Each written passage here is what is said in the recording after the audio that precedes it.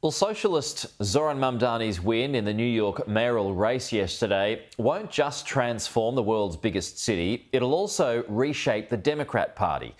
There were also Democrat wins in New Jersey and Virginia in the first repudiation of Donald Trump at the ballot box.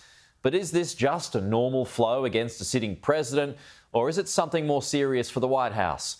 To answer that, let's bring in Director of the University of Virginia Centre for Politics, Larry Sabato. Larry, it's good to see you again this morning. So let's go to that question.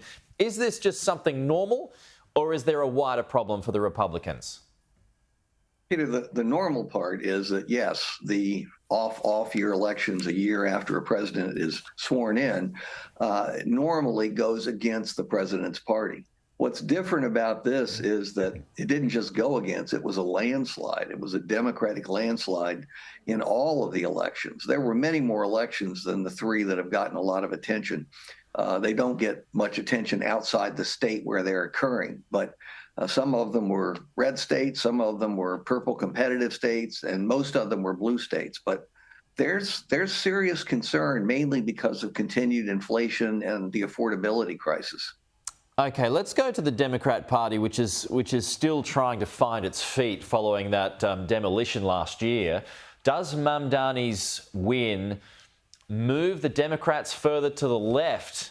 And if so, how is it going to win office from there? Because winning Middle America will be very difficult further to the left.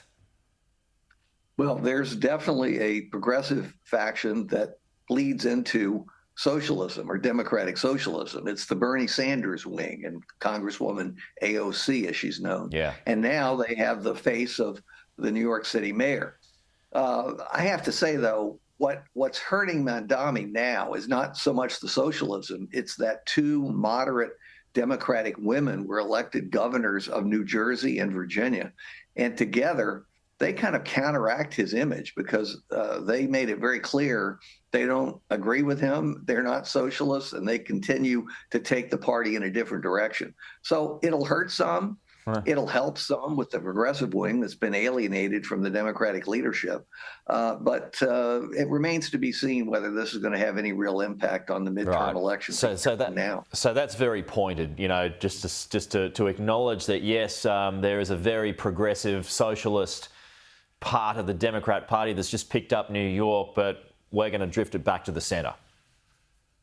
Yeah, that's part of it. And you've got to remember, I don't know whether you've lived in the States. We haven't talked about this, Peter, in quite some time.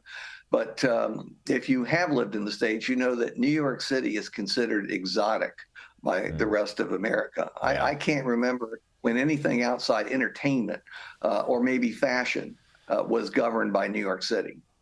Yeah, I have lived in the States, but not in New York. It was the other side of the country. But anyway, does Mamdani's win give Trump ammunition now to take the other approach in this argument, which he's actually already started this morning with attacks against Mamdani and the rise of socialism and communism? Oh, absolutely. And this plays well with the Republican base. They hate Mamdani.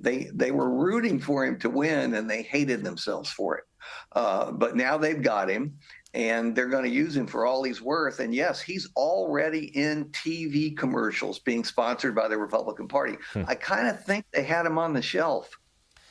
Ready to go. Yeah, I mean, I think the result of that race was fairly obvious, so they had some time to prepare for that, Larry. Anyway, let's go to a few other issues, more national issues. The shutdown, which has now reached a new record this morning. How much longer do you think that can go on?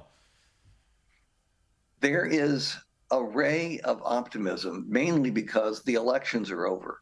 Neither party wanted to budge because they were afraid if they were seen as backing down, it would alienate their party base, and the base wouldn't turn out in large numbers for the midterms. Well, the elections are over. Now they're actually talking. It's behind the scenes. We're not clear what the compromise will be, but we haven't been talking for 35 days, 36 days now, longest ever, and it's got to end soon because it's freezing the airports, and the big American holiday of Thanksgiving is just around the corner.